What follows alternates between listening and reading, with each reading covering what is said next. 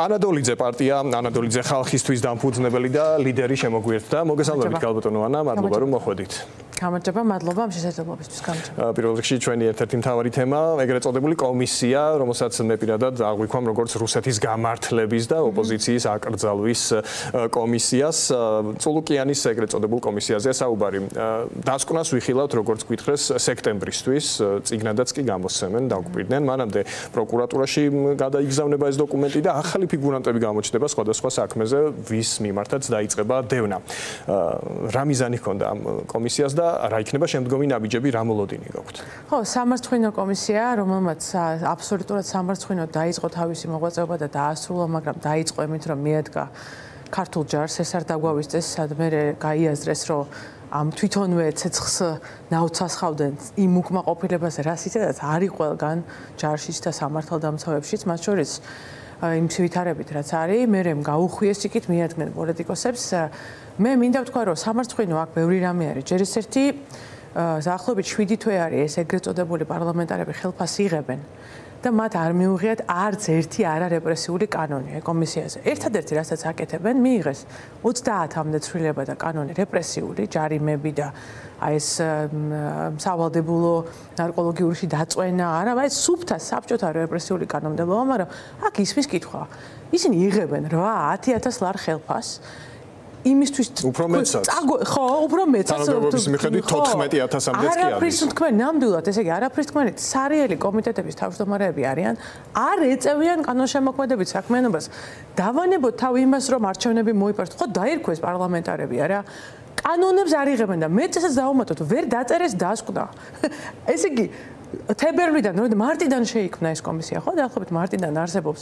მარტიდან, მეგობრებო, მე რო ვიყო მაგათი ლექტორი, ვეტყოდი, რომ არ დაგინახოთ შემოსული საკლასო ოთახში, იმიტომ რომ თქვენ ელემენტარული დავალება, თან თვითონ კი არ უნდა დაწეროს ეს დასკვნა სოზარ ზუბარმა. უზარმაზარი აპარატი ემსახურება, რომელსაც ჰქონდა 7 და 6 თვე, რომ რაიმე აზრიანი დაეწერა. ნუ სუმცირე ChatGPT-ს დააწერინა. ხო, კი ბატონო, ChatGPT-ს ხო და კი ბატონო. პერიოდში ChatGPT-ს გამოყენება, საშემოდგომო გამოყვათ, როგორც ჩანს, სექტემბერში გასაჯაროვდება. აი, რა იქნება მისი შინაარსი? ალბათ გამოცნობა რთული არ იქნება, ალბათ თუ გავითვალისწინებთ სხდომების მიმდინარეობისას დასმულ შეკითხვებს და განხილულ თემებს. ერთ-ერთი სამიზნე არის პოლიტიკური ლიდერშიპი. რა შედეგებს ელით ამ კუთხით? მათ შორის გახარია არის სამიზნე, რომელიც აღმოჩნდა იმდენად მნიშვნელოვანი ფიგურა გაშავებისთვის, ქართული ოცნებისთვის, რომ საკუთარ პროპაგანდაზეც კი უარი თქვეს. თურმე აღმოჩნდა, რომ ტერიტორიები დაგვიკარგავს ივანიშვილის მმართველობის დროს, ოღონდ გახარიამ დაკარგა, ჩვენ არა. გახარია თითქოს ამათი თანაგუნდელი არ იყო. კი, აქ ბევრი რამეა, ჯერ ერთი მართლა თუ ჩაუკვირდებით ჩორჩანას საკითხს, მართლა უნდა თვითონვე მთელი მთავრობა უნდა გადადგეს ბიძინა ივანიშვილიანა, იმიტომ რომ რასაც ისინი ამბობენ, ფაქტობრივად ჩანს, რომ ჩვენ სახელმწიფო არ აგვაქვს. ანუ ელემენტარული ოქმების კომუნიკაციის წარმოება არ ხდება, ანუ ისე წავიდა და რაღაც საგუშაგო ჩაიდგა გზნობიარე ტერიტორიაზე, რომ არავით არის არც ოქმი, არც პროტოკოლი, არც ოფიციალური მიმოწერა. მაშინ ესე იგი ჩვენ სახელმწიფო არ აგვაქვს, მართლა საკათმეა. ანუ მართლა საკათმეა.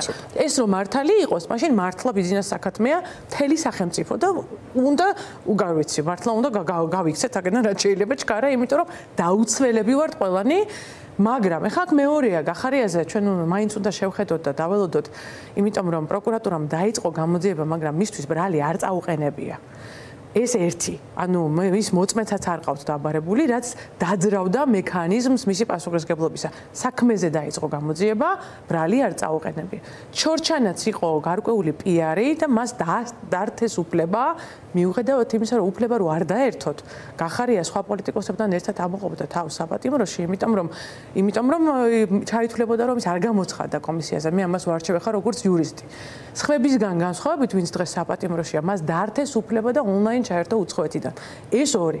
გახარიას კლავაც არ აქვს ჩახცილი საპარლამენტო სია. 12 ადამიანი კი აღარ არის პარლამენტარმა, შემდეგ 12-ს შეუძლია. ანუ მაინც მე ვიტყოდი, რომ თქვენ კითხვას რო დაუბრუნდე. ბიძინა ივანიშვილს ახასიათებს ეს, მას აქვს დააგროვილი კარტები, სათამაშო კარტები. Იმიტომაც თან არ უნდათ რომ ვიცოდეთ ელემენტარულად დასკვნაში კონკრეტულად არ არის. სულსწრაფი არ არის. ძელვადიან გათვლებს აკეთებს. ნამდვილად აქვს ბევრი კარტი. მაგალითად ეხლა არ უნდა რომ ვიცოდეთ წინასწარ ყველა 4-ვე კოალიციას აუქმებს 4-ვე დიდ პარტიას თუ მარტო ნაცებს. თანდათანობით მიყვება გაიწელება პროცესი. მე აუცილებლად ის აელოდება ვიზა ლიბერალიზაციის გადაწყვეტილებას და ამისთვის ან მანამდე მიიღებს ამ გადაწყვეტილებას ან მერე თქვა პარტიების გაუქმების.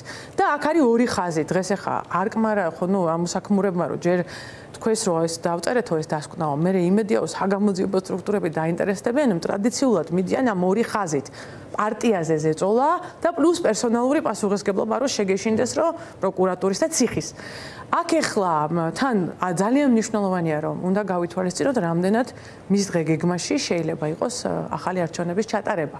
მაგრამ არა ისეთი არჩევნები, სადაც თვითონ წააგებს, არამედ ისეთი არჩევნები, სადაც მთავარი მოთამაშეები არ იქნებიან. შეიძლება ამისთვის იყოს ამ კომისიის დასკვნა გამოყენებული. გასაგებია. და აუცილებლად უნდა გკითხოთ პროპაგანდის ხაზზე, მათ შორის აი Deep State-ზე, სხვათა შორის ვიდრე ეს კომისია მიმდინარეობდა, გავიგეთ ისიც, რომ თურმე Deep State-ს წარსულში ემორჩილებოდნენ, რა თქმა უნდა, საუბრობთ მათი, ასე ვთქვათ, ამ პროპაგანდის ენით და გითხრას, რომ გახარიაო Deep State-მა დაგვანიშნინა, თორე ჩვენ არ გვინდოდაო. და ამ დროს სხვებს აბრალებენ Deep State-ის აგენტობას და აი დღეს შათირიშვილი როგორც წესი, ხო, დიდი მოაზროვნე, ჯერ ის გამოდებს ხოლმე რაღაც ვრცელ სტატუსს სოციალურ ქსელში, მე ამაზე რეპორტაჟებს ამზადებს პროპაგანდისტული მედია და მე უკვე მის გზავნილებს ასე ინაწილებენ ქართული ოცნების სპიკერები და იწყება აი ამ შათირიშვილის დღის წესრიგზე პროპაგანდის აგება. დღეს ვნახეთ, რომ ფაქტობრივად დაადასტურეს, რომ ტრამპმა წააგო ბრძოლა Deep State-თან, ხო? აი რა ეტაპია ეს, რას მიანიშნებს ეს და ბოლო-ბოლო ჩაიქნიეს თუ არა ხელი ამერიკის ახალი პრეზიდენტის მისამართით უკვე აღარ ვართ იმ ფაზაში როცა გვეუბნებოდნენ რომ გამოვასწორებთ აღვადგენთ გადავტვირთავთ ურთიერთობებს. მოდი იმას შევხედოთ. თითქმის ყველაფერი, რასაც ამბობდა ბიძინა ივანიშვილი საარჩევნო ინტერვიუში და სამწუხაროა რომ იმის მერე ის არ გამოჩენილა, ის არ თulis საკუთარ მომხრეებს ღირსად რომ ესაუბროს მათ. ეს ძალიან არ ვიცი, მათ უნდა მიიღონ შეურაცხყოფად. მაგრამ ყველაფერი შეეშალა იმ 3 საათიან ინტერვიუში. ის რომ უკრაინის ომი დამთავრდება, ის რომ საქართველოში დასრულდება ყველაფერი, ცოტას ვიყვირებ და გაჩერდებიან. ის რა თქმა უნდა არ თვლიდა და არ ეგონა რომ აგერ პოლიტიკოსები ადგებიან და წავლენ და ივაშკაცებენ და ჩაждდებიან ციხეში. რომ არსებობს ზია ამაღლობელი, არსებობს ნინო დათაშვილი. იმ ხალხს, რომელიც მას გარს აკრავს, ხო, რომელსაც არასოდეს არ უბრძოლია არსად, არც ქუჩაში, არც რაღაცა საბრძოლო რო იყო, უფლებები რო იყო დასაცავი, ეს ხო, ხელფასზე მოკრებილი კაბინეტის ხალხია. მათ არ წარმოედგინათ ის, რაც დღეს ხდება და რა ტიპის ბრძოლაც არის. Deep State-ს რაც შეეხება, მთავარი კითხვა აქ უნდა დაისვას შემდეგი. სამარშრუტო ხაზებში კონდიციონერები რო არ არის ჩართული, ეს გერმანიის ელჩის ბრალია და Deep State-ის ბრალია? აი ეს არის. ჩვენი ყოფა სამარშრუტო ხაზებში რო კონდიციონერი არ არის ჩართული, ადამიანის უფლებების, ესე იგი, აი საწყალი რომელიღაცა უბედური განუვითარებელი ქვეყნის დონეთ რო ხარ გადაქცეული მთელი ქალაქი, რომ განკარგულება რო გაქვს ძღოლისთვის მიცემული ქალაქში რომ დაზოგე ბენზინი, იმიტომ რომ უნდა მოიპარო. იმიტომ კი უნდა დაზოგო რომ ბიუჯეტიდან ფული დამიზოგო, მილიარდიან ქალაქში ვცხოვრობ ბოლო-ბოლო. დაზოგე ბენზინი და მოსახლეობის უმეტესობა რომელიც დილას სამსახურში მიდის, რაზე ჩივის? იმაზე ხო არ ჩივის რომ 4 ვარსკვლავიან სასტუმროში დავისვენო თუ 5 ვარსკვლავიანში. ჩვენი ყოფა და უვიზო მიმოსვლა თუ გაჩერდა და მე აქ მინდა ვთქვა რომ რეალური შესაძლებლობა უნდა ყველა დაუფიქრდეს ვინც დადის რუსთაველზე და ვინც არ დადის მით უფრო და ქართული ოცნების აი ვისაც ამას ამ იდეებს აძლევენ შათირიშვილს უნდა კითხონ რომ ხვალ რო უვიზო მიმოსვლა გაჩერდეს ეს როგორ შეიძლება წაადგეს ქართული ხალხის ღირსებას. ეს ხო არის გითხრეს მხოლოდ ტექნიკური ნაწილია, საკითხიაო და ვიზების აღება მოგვიწევსო სხვა არაფერი შეიცვლება. ეს დაელაპარაკონ იმ დედებს, აი ქალბატონმა მანანა მომწერა, მე კამპანია მაქვს მთელი უვიზო მიმოსვლაზე, ქალბატონი მანანა, რომლის დიშვილი მთელი ოჯახი და რამდენიც გინდა იმდენი ისტორიებია საქართველოში, ჩაბარდა საფრანგეთში იმიტომ რომ უიშვიათესი დაავადებისთვის ემკურნალოთ მისი დისთვის და მისი დიშვილი არ დარჩენილიყო ობოლი. აი ამ ხალხთან მივიდნენ, სიმსივნეებით დაავადებულებთან მივიდნენ და უთხრან, რომ შენ ვერსად ვერ წახვალ, საქართველოში იმკურნალი ან გექნება ფული და ან არ გექნება. და უთხრან ქართულ თავისივე ამომრჩევლებს, რომ ისინი ვერც გერმანიაში წავლენ სამუშაოდ, ვერც ბარერში წავლენ სამუშაოდ. წავლენ სამუშაოდ უფაში. ეს იქნება ერთადერთი გამოსავალი. იმიტომ რომ საქართველოში სამუშაო ადგილები არ იქნება, საქართველოში როგორც იყო 900 და ამასთანავე მოვიკითხე, ისევ იგივე ხელფასებია, რომელიც არ იზრდება, იმიტომ რომ ფული არ შემოდის ჩვენ ქვეყანაში. და თუ ჩვენ დასავლეთით ჩაგვეკეტა და შენ დაგჭირდა 3 და 4 თვე ვიზის ლოდინი, მაშინ საქართველოს მოქალაქეებს მოუწევთ დავბრუნდეთ ისევ იქ და მოემსახუროთ, როგორც გვეძახოდნენ საშინელ, ესე იგი ეთნიკური დამამცირებელი სახელებით, ისევ დაგვიძახებენ რუსები. არ მგონია რომ ვინმე საკდაბრუნება უნდადეს თუ გავიაზრებთ. ხო და სხვა შორის კობახიძე ისე წარმოაჩენს თითქოს მართლა ტექნიკური საკითხია ეს და უბრალოდ განაცხადის შეტანა მოგვიწევს სხვადასხვა საელჩოში და ვიზას ავტომატურად მივიღებთ, ეს ასე არ მოხდება თუ ქვეყნის იმიჯი იმდენად დაზარალდება რომ საბოლოოდ გავფორმდებით როგორც ავტორიტარიზმი, ვიზაზე განაცხადის შეტანის შემთხვევაში არ ნიშნავს ეს ყველაფერი იმას რომ ავტომატურად მივიღებთ დასტურს. არა, რიგებში, ახლა ჩვენ გავიზარდეთ მაგაში შეიძლება. ჩვენ გვახსოვს ეს რაუბედურება იყო. არ უნდა მოგეყოლა მხელა რიგში. დამატებითი ხარჯი, დრო, მე ესე აღარ იქნება. უარი ხშირად პასუხი. რომ დაждდე თვითფრინავზე აგერ და ჩახვიდე და ეს რა ქვია, შეძლო და იმკურნალო და გადარჩე. ელემენტარულად ბანაკში იცხოვრო. ანუ შეიძლება რომ შენ ქვეყანაში ყოფნას გერჩივნოს ტოლვილთა ბანაკში ცხოვრება, იმიტომ იქ უკეთესი პირობებია. სად არის აქ ღირსება, ამ ცხოვრებაში ღირსება, რასაც კობახიძე გქონდა, ისიც მინდა ვთქვა. იმ რეკომენდაციებში ეს არავის არ უთქვამს, რომელიც დაგვიდგინა ევროკომისიამ ეხლა. უმეტესი რეკომენდაციები არის ანტიკორუფციული კანონმდებლობა. აი ხა ამას რო ვხედავთ ჩვენ თვალწინ რომ აქეთ ლარლარს დასდევენ ოპოზიციისა და აქტივისტებისა და თვითონ საწაიღონ ეს კეთილდღეობა არ იციან, ანტიკორუფციული. მეორე, საემიგრაციო. ევროკავშირი გვეუბნება, თქვენი სავიზო კანონმდებლობა უნდა გაამკაცროთ, გაასწოროთ ევროკავშირის მოთხოვნებთან. და მე მგონი საქართველოს მოსახლეობის უმეტესობა დაგვერწმუნება, რომ ეს სერიოზული პრობლემაა. საქართველოს ნინიას ბაღია და იცით რატოა ნინიას ბაღი? იმიტომ რომ მუშახელი, ანუ საქართველოში ჩამოდიან ისეთი ადამიანები, ისეთი ქვეყნებიდან ადამიანები, რომელსაც არ მოაფიქრდება, რომ ან შრომითი უფლებები მოითხოვოს, ან ცოტა უკეთესი ხელფასი მოითხოვოს, ხო ბოლო-ბოლო, ან მოითხოვოს ღამის, იცით რა, მე რო დავდივარ ახლა ამასთანავე აეროპორტში ჩამოვფრინდი და თანამშრომელი მოვიდა აეროპორტის და მეუბნება, უსერიოზული ეს პრობლემა არის ღამით მუშაობა.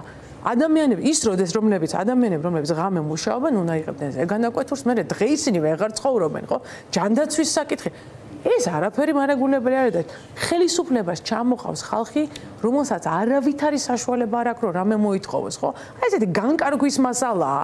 და ევროკავშირის რეკომენდაციებში ერთ-ერთი ეს წერია, რომ ქართველებო, თქვენ სავიზო პირობებს მესამე ქვეყნებთან გადახედეთ, ცოტა მოეწესრიგეთ თქვენი საემიგრაციო ამბები და ამაზე რას გვეტყვი შათირიშვილი და ძალიან მაინტერესებს, სადმე მანახა ეს კაცი? ეკნება აუცილებლად მაგის. სად ნახო ეს კაცი? წელი ანალიზი Facebook-ზე. აქვე უბრალოდ განვახლებ ინფორმაციას ერთიანი ნაციონალური მოძრაობის პოლიცსაბჭოს თავმჯდომარე ლევან ხაბეიშვილი სოციალურ ქსელში წერს, რომ ახლა ბათუმის პორტში დგას გემი, რომელსაც სანქცირებული რუსული დიზელი გადააქვს. მისი ინფორმაციით 15,000 ტონა დიზელია.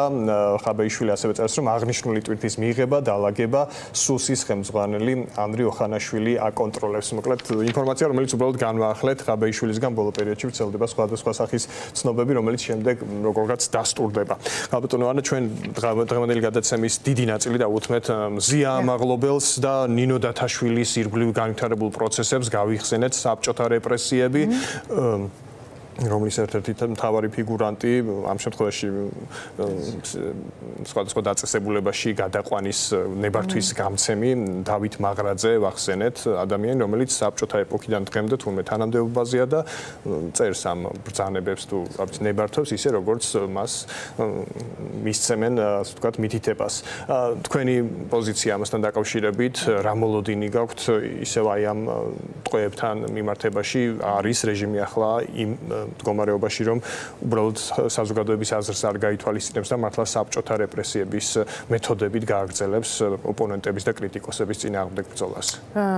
მზია მაღლობელი დავიწყებ, მე მენიშნა ყველა შემთხვევაში გადატანა განაჩენის გამოცხადების დასტურია ჩვენი დროებითი ადმინისტრაციის ყოყმანისა და იმ შიშის, რომელიც აქვს აგვისტოს დასაწყისში გადატანა ამ გადაწყვეტილების ცოტა იქით და დღეს არ გამოცხადება ორი რამის მანიშნებელი შეიძლება იყოს.